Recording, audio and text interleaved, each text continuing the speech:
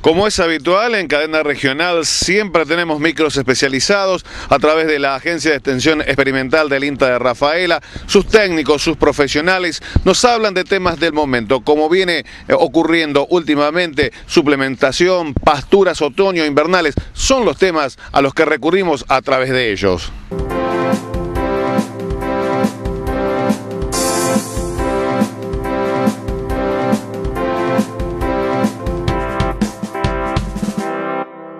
En la actualidad, cuando hablamos de la parte de producción lechera, un aspecto importante que hace, digamos, a lograr, digamos, mejores producciones es el aumento de la cantidad de forraje que puede tener disponible el animal.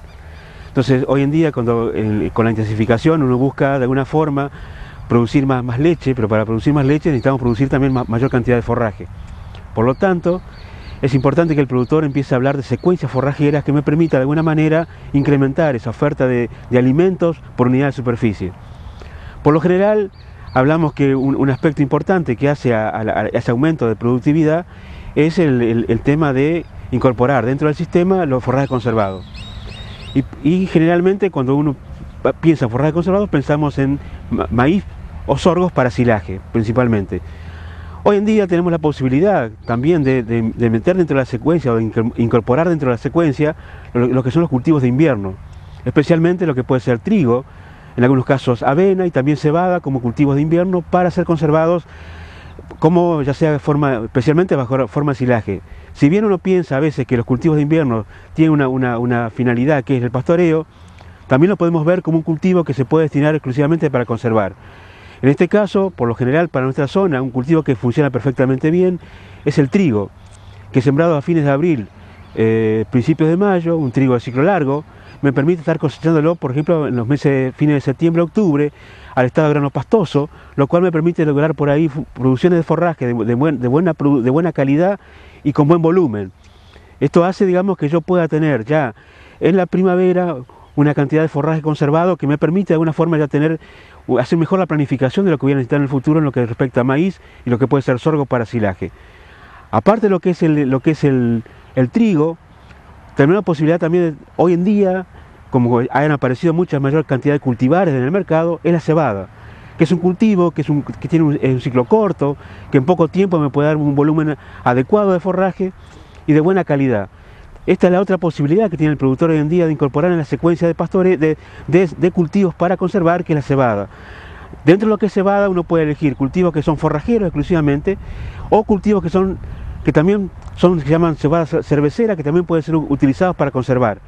Esto de alguna forma, si bien en la actualidad en la zona no es muy común hacer cebada para conservar, yo creo que es un cultivo que en un futuro puede ser tenido en cuenta como para ir reemplazando, complementando lo que es el trigo y también el caso de la avena, que si bien la avena es un cultivo que actualmente es mucho más usado para pastoreo, también puede ser destinado para conservar, especialmente como silaje.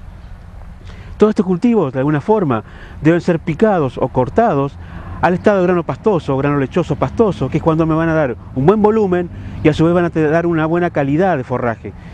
Por supuesto, esto el productor lo va a manejar de acuerdo a la cantidad de humedad que tengan. En algunos casos va a ser necesario, al momento de cortarlo, hacerle un premarchitado, cosa de hacerle perder humedad y luego picarlo.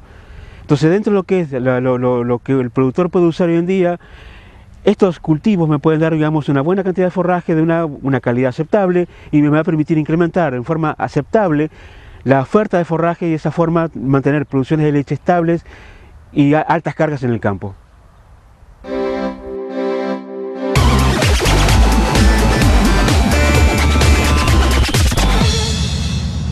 Uno de los temas que por así es un tanto descuidado es la producción animal. Y si hablamos de producción animal, hablamos del tiempo productivo que tiene un bovino. Generalmente tiene una expectativa de 20 años, pero a los 10 o a veces en menos tiempo ha sido descartado. ¿Por qué? Porque existe un problema que no es analizado por los productores. Ese problema es el boqueo. Tema que analizamos con el doctor Martín Alacia. Considerando que los dientes en sí es el órgano principal por medio del cual, junto a la lengua y el rodete dentario, que es otra estructura que está dentro de la cavidad bucal, son los elementos necesarios por el medio de los cuales se alimenta el bovino.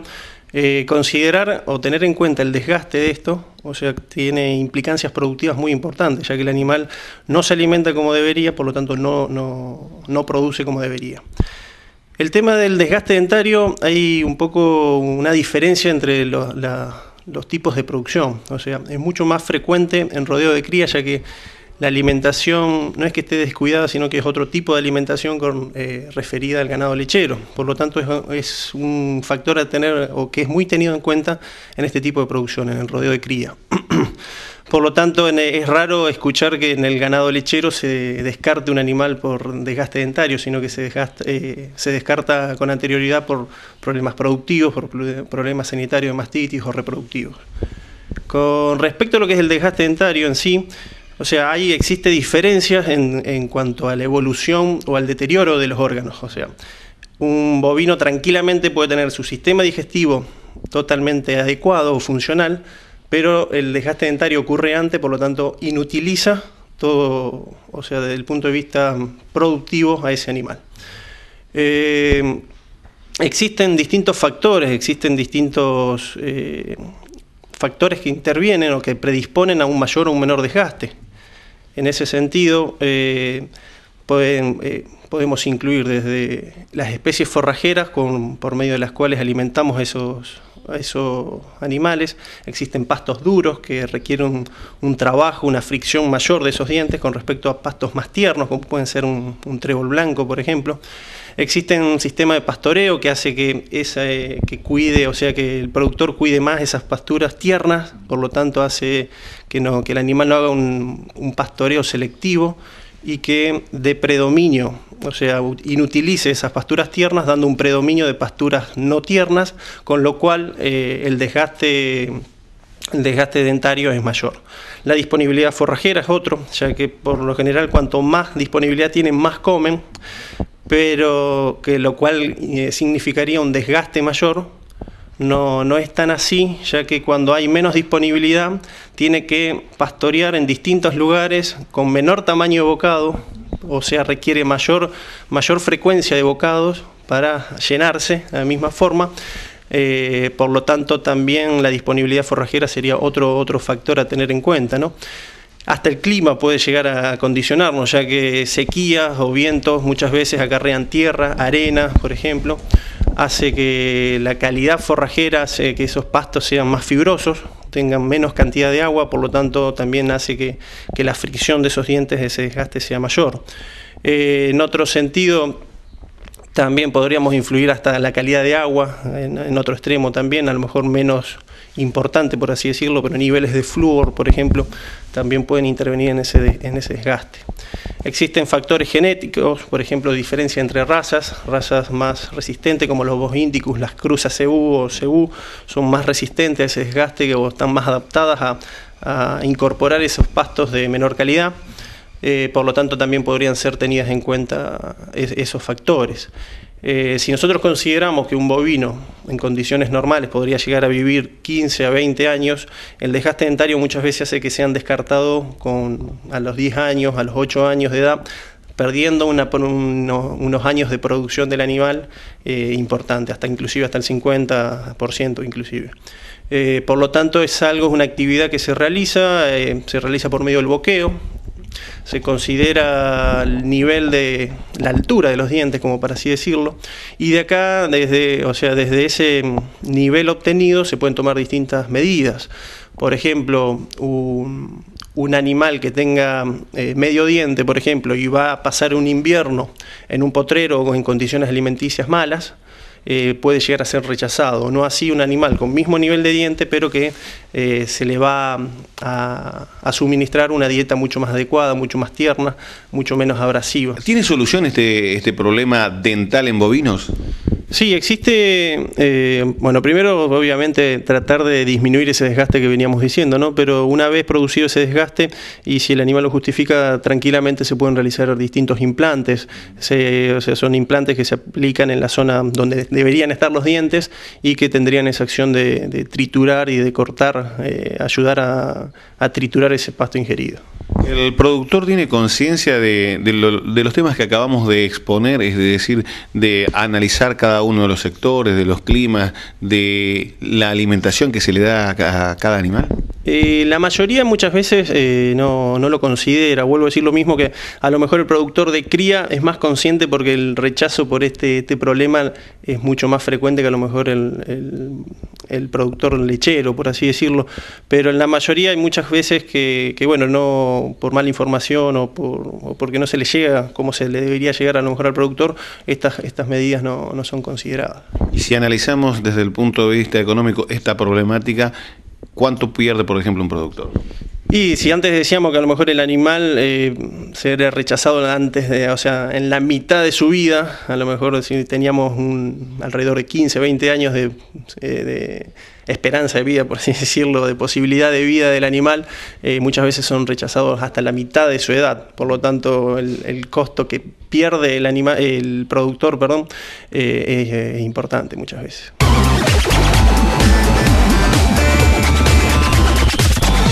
Vamos a seguir reflejando en Cadena Regional lo acontecido en la charla sobre el sector porcícola desarrollado en el ITEC en la ciudad de Esperanza, donde disertó el ingeniero Daniel Campaña. También hablamos con un productor porcícola de la localidad de Galvez para conocer cuál es su situación y qué tipo de producción realiza. Yo soy oriundo de la localidad de Galvez, Santa Fe. Nosotros tenemos una explotación de 50, oscila entre 50 y 60 madres porque se hacen renovaciones constantes. La producción nuestra es un sistema semi-intensivo a campo. Yo soy contrario a los confinamientos intensivos por el problema que tienen las aguas servidas que se generan en los lavados constantes. Como para graficarle a aquel que por allí no entiende, este caso sería una producción de cerdos a campo, es decir, pastando libremente. ¿Ese es el término? Sí, es el modelo del INTA de Marcos Juárez. Para producción en pequeña es de fácil manejo y no se contamina prácticamente nada. ¿Qué es lo que tiene que hacer el productor que tiene este tipo de producción? Sí, es decir, que sería el modo de comenzar. Ahora está en boga ponerse a criar cerdos y sería el modo de comenzar la actividad en baja escala, ir aumentando con el tiempo y después si uno llega a ser un productor gigante, entonces te ves en la obligación de confinar. ¿Cuál es el mercado que encuentra un productor de su tipo? La producción nuestra es una venta mensual de 35 capones. Así que los frigoríficos de la zona, nosotros enviamos a Rafael Alimentos y teniendo continuidad, entonces no hay problema. ¿Qué calidad de carne se obtiene? Es usando la alimentación que recomiendan los especialistas, el tipo de genética que te ofrecen ahora las empresas de genética, no hay ningún inconveniente en venderle a cualquiera de los frigoríficos. Tabela, por así se dice que también un productor con menos de 50 madres no es rentable, no tiene una actividad rentable. ¿Es contrario a su posición a lo que se dice? Bueno, es justo. Sí, hoy está la moda de todo a gran escala, a gran escala. Nosotros tenemos aparte agricultura. Es un complemento, trabaja toda la familia y es un poco una pasión también. ¿Cuál es la conversión que hace diaria?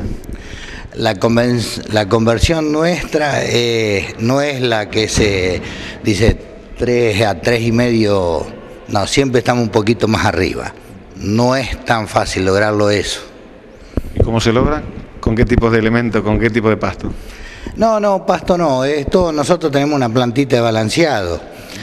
Todo se logra con el manejo. Ser eficiente depende de conocer cada uno la piara que tiene. Sí, la eficiencia se logra con el manejo. Y el manejo es aplicar tecnología de costo cero. Es trabajo personal y conocimientos. ¿Cuál es el futuro para usted de la porcinocultura? Bueno, espero que se desarrolle mucho más. Mi idea es que mi familia continúe en el ramo, es decir, que espero que ellos se agranden y yo con el tiempo dejar.